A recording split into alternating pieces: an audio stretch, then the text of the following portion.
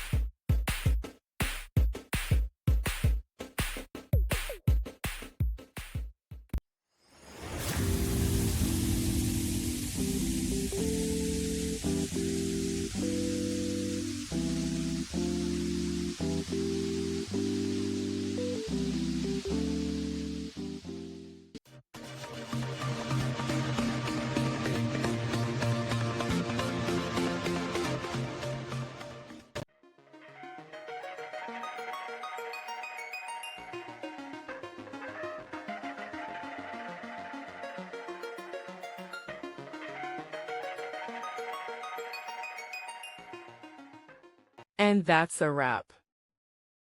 I hope you found the answer you were looking for. If you did, take a second to hit that subscribe button. It really helps out. And let me know in the comments which solution worked best for you. See you next time in the debug zone.